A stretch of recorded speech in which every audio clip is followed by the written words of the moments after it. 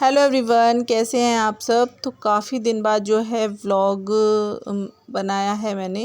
मतलब बनाया क्या है, बन तो काफ़ी दिन पहले गया था, एडिट वगैरह नहीं कर पाई थी, इसलिए व्लॉग नहीं आ पा रहा था। और ये वाला जो व्लॉग है ये 11 तारीख का व्लॉग है। तो आज जो है राधा अष्टमी भी है और आज ही से महालक्ष्मी माता के व्रत शुरू हो रहे हैं। तो ये व्रत जो है 16 दिन के किए जाते हैं। तो आज से मेरे व्रत शुरू हो गए हैं और मैं ये व्रत पहली बार कर रही हूँ। काफ़ी टाइम से सोच रही थी लेकिन नहीं कर पा रही थी। तो इस बार जो है मैं ने ये व्रत रखने शुरू कर दिए हैं। तो आज का मेरा पहला व्लॉग है। आज जो है कलश स्थापना वगैरह होगी। तो बहुत जल्दी से सुबह में उठ गई थी, सारे घर के काम ख़त्म कर लिए, साफ़ सफाई वगैरह के। इधर में बच्चे अभी सो ही रहे हैं क्योंकि ये है कि आज की इनकी छुट्टी वगैरह है। तो आज इन्हें स्कूल जाना नहीं था तो मैंने उठाया भी नहीं है। और अभी इतना टाइम भी नहीं हुआ था क्योंकि करीबन 6 बज रहे हैं। और बस यहाँ पर थोड़ा सा तैयार हो जाती हूँ क्योंकि कहते हैं कि कोई भी पूजा हो तो सिंदूर और बिंदी वगैरह लगा लेना चाहिए, तभी पूजा में बैठना चाहिए। तो यहाँ पर बस मैंने कहा चलो थोड़े से तैयार हो जाते हैं। और यहाँ पर पूजा की सारी तैयारी जो है वो मैंने रात में ही कर रख दी थी। और बस अब जो है चौकी वगैरह लगाऊंगी और फिर करती हूँ अपनी माता रानी का स्वागत। और आज के दिन जो है बस यही है, ये पूजा पहली बार कर रही हूँ मैं। सारी चीज़ें समझ ली हैं, किस तरीके से पूजा वगैरह करनी है, वो चीज़ें भी सारी समझ में आ गई हैं। लेकिन होता है ना कि पहली बार में कहीं ना कहीं कोई ना कोई गलती हो जाती है, तो इसलिए थोड़ा सा डर भी लग रहा है। लेकिन हाँ, ये है कि करती रहूँगी तो धीरे धीरे सब कुछ पता चलता रहेगा। और यहाँ पर चौकी मैंने लगा ली है। उसके बाद यहाँ पर इस पर बिछा दिया है मैंने लाल कलर का कपड़ा। यहाँ पर मैंने जो है कलश ले लिया है और ये आम के पत्ते ले लिए हैं। तो 7 या 5 जो भी मतलब ले सकते हैं। तो यहाँ मैंने 7 ले लिए हैं। इधर में पहले जो है अक्षदल कमल बना लूँगी मैं। इस पर ही मैं यहाँ पर कलश की स्थापना करूँगी। तो ये चावल ले लिए हैं मैंने और चावल से ये मैंने अक्षदल कमल बना लिया है। और उसके बाद में यहाँ पर इसी पर जो है कलश की स्थापना करूँगी। तो कलश जो है पहले हम यहाँ पर भर लेते हैं। तो पहले मैंने गंगा जल डाल दिया है, उसके बाद जो है शुद्ध जल डाल दिया है। और यहाँ पर मैंने ये एक हल्दी डाल दी है साबुत वाली, और 2 इलायची डाली हैं, 2 लौंग डाली हैं और 1 कौड़ी डाली है और 1 सिक्का डाला है। थोड़ी सी मैंने यहाँ पर कुमकुम डाल दिया है और थोड़ा सा मैंने यहाँ गुलाब जल डाल दिया है और स्वास्तिक बना दिया है मैंने इस पर। और यहाँ पर जो मैंने आम के पत्ते लिए हैं इस पर भी मैं चंदन और रोली से जो है बिंदिया लगा दूँगी इस तरीके से। और ये मैंने नारियल ले लिया है पानी वाला। और यहाँ पर इस पर मैं पहले कलावा बांध दूँगी और उसके बाद इस पर एक चुनरी लगाकर और मैं स्थापना कर दूँगी। तो बस कुछ इस तरीके से कलश स्थापना जो है मैंने करी थी। और डर लग रहा था थोड़ा सा कि कोई गलती हो ना जाए। बहुत सारी चीज़ें थी जो याद रखनी थी और बहुत सारी चीज़ें, मतलब वही है कि इतनी सारी चीज़ें ध्यान नहीं रह पाती हैं। तो यहाँ पर एक बर्तन ले लिया है मैं, जिसमें मैंने चावल भरकर इस पर रख दिए हैं और इसके ऊपर ही यहाँ पर मैंने नारियल रख दिया है। अब यहाँ पर थोड़ा सा गंगा जल से मैंने चौकी पर इस तरीके से कर दिया है। और फिर उसके बाद में यहाँ नारियल का भी मैंने तिलक कर दिया है। चावल और फूल से मैंने इस तरीके से इसको भी उसकी पूजा कर दी है और बस स्थापना कर दी है। उसके बाद में जो है गौरी और गणेश की स्थापना करेंगे। तो इसके लिए मैंने यहाँ पर हल्दी ले ली है और हल्दी से मैं गौरी मैया बनाकर तैयार करूँगी। तो यहाँ हल्दी में मैंने थोड़ा सा जल डालकर इस तरीके से गौरी मैया बनाकर तैयार कर ली हैं। और इधर में एक सुपारी ले लूँगी मैं, जिस पर थोड़ा सा कलावा मैंने इस तरीके से लगाकर और गणेश जी के रूप में इसको यहाँ स्थापित कर देना है। तो यहाँ एक बर्तन ले लिया है जिसमें मैं थोड़े से चावल डालूँगी और उस पर मैं यहाँ पर गौरी मैया और गणेश जी को स्थापित कर दूँगी। यहाँ इस तरीके से थोड़ा सा मैं गंगा जल से शुद्ध कर देती हूँ। उसके बाद में जो है फिर मैं कलावा जो है गौरी मैया को इस तरीके से चुनरी के रूप में उड़ा दूंगी। और उसके बाद में जनेऊ ले लिया है मैंने ये, जिसको मैं गणेश जी को इस तरीके से वस्त्र के रूप में ही चढ़ा दूंगी। उसके बाद में यहाँ पर इनका जो है पूजन कर लेंगे और पूजन करने के बाद इनकी स्थापना कर देंगे। तो बस इस तरीके से जो है पहले गौरी मैया और गणेश जी की स्थापना होती है। उसके बाद लक्ष्मी माता की स्थापना यहाँ पर करूँगी मैं।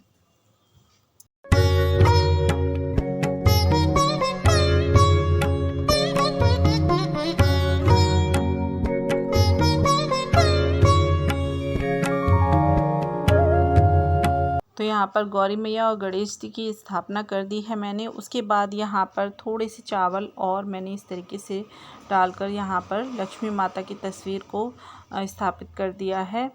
अब यहाँ पर लाल चुनरी ले लूँगी मैं, जिस माता जी को जो है लाल चुनरी उड़ा देंगे।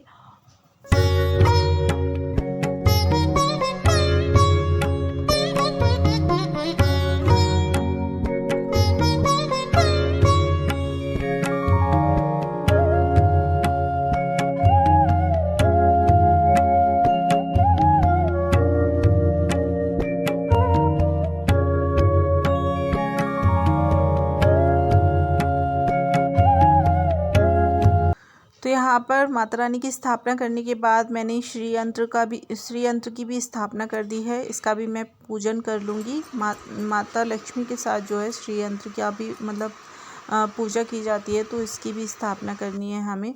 और उसके बाद मैं यहाँ पर 16 गांठ वाला धागा बनाकर तैयार करूँगी। ये धागा बनाकर जो है मुझे रोज़ पहनना है पूजा के टाइम, और फिर पूजा के बाद उतार कर रख देना है। तो ये कलावा है, कलावे में 16 ही धागे होने चाहिए, 16 धागों का तार होना चाहिए, और ये 16 ही मुझे इसमें गांठें लगानी हैं। और ये देखिए तैयार कर लिया है मैंने। बस पहले इसका मैं पूजन कर लूँगी, उसके बाद जो है मैं इस पहनकर इससे पूजा करूँगी। तो यहाँ पर रोली और चावल से मैंने तिलक कर दिया है, और उसके बाद मैं यहाँ पर फूल चढ़ा दूँगी और इसका पूजन कर लूँगी। तो कुछ इस तरीके से जो है सारी पूजाएं मैंने कर ली थी। यहाँ पर गणेश भगवान जी को जो है मैंने धूप घास चढ़ा दी है, और इधर में माता लक्ष्मी के साथ जो है हाथी की पूजा की जाती है इस व्रत में। तो हाथी को भी मैंने यहाँ पर जो है धूप घास चढ़ा दी है। तो तस्वीर भी जो है ना माता रानी की हमें ऐसी ही लेनी है जिसमें हाथी की भी तस्वीर हो, या फिर अगर तस्वीर में हाथी नहीं बने हुए हैं तो फिर आप जो है अलग से हाथी ले सकते हैं, उसकी भी यहाँ पर स्थापना कर सकते हैं। लेकिन हाथी पूजा में ज़रूर शामिल होना चाहिए। तो मेरी तस्वीर में ही हाथी बने हुए थे, जो माता रानी को स्नान वगैरह कराते हैं, वो इस तरीके से तस्वीर थी कुछ। तो फिर मैंने अलग से नहीं यहाँ पर स्थापना की है। यहाँ मैंने 16 श्रृंगार ले लिया है, जिसको मैं 16 बार इस तरीके से माता रानी के आगे भाव कर रही हूँ, क्योंकि वैसे 16 जगह जो है श्रृंगार लेना होता है, लेकिन मैंने यहाँ पर एक ही जगह लिया है। जैसे होता है नहीं कर सकते हैं तो फिर आप एक ही जगह कर सकते हैं। इधर में 16 जो है मैंने रुपए यहाँ पर दक्षिणा में चढ़ाए हैं माता रानी को। तो इस पूजा में ना 16 की संख्या का जो है बहुत महत्व है। तो सारी चीज़ें जो है 16-16 ही लेनी होती हैं, और अगर नहीं ले रहे हैं तो 16 का हम भाव कर सकते हैं। जैसे कि एक चीज़ को हम माता रानी को 16 बार अर्पित कर सकते हैं।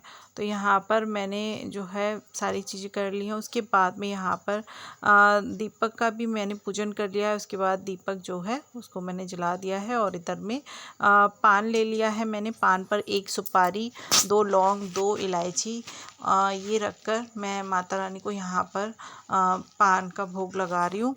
और उसके बाद जो है मैं यहाँ पर बस पूजा कर लेती हूँ। तो बस कुछ चीज़ें थी जो यहाँ पर अभी मैंने नहीं की थी, और अब यहाँ पर जो है मैं पान जो है ये रोज़ ही चढ़ना है माता रानी को। रोज़ हमें एक पान इस तरीके से रोज़ माता रानी को चढ़ाना है। तो बस यहाँ पर जो है मैंने ये जो कंडी होती है ना वो जला ली है, और उसके बाद इस पर मैंने ये सामग्री वगैरह डालकर, और अब मैं यहाँ पर जोत जला लूँगी। जोत जलाने के बाद उसके बाद हम करेंगे आरती, और आरती करने के बाद जो है माता रानी को भोग लगाएंगे। तो भोग में मैंने यहाँ पर दूध से बनी हुई मिठाई ले ली है, ड्राई फ्रूट ले लिए हैं, और फ्रूट्स हैं।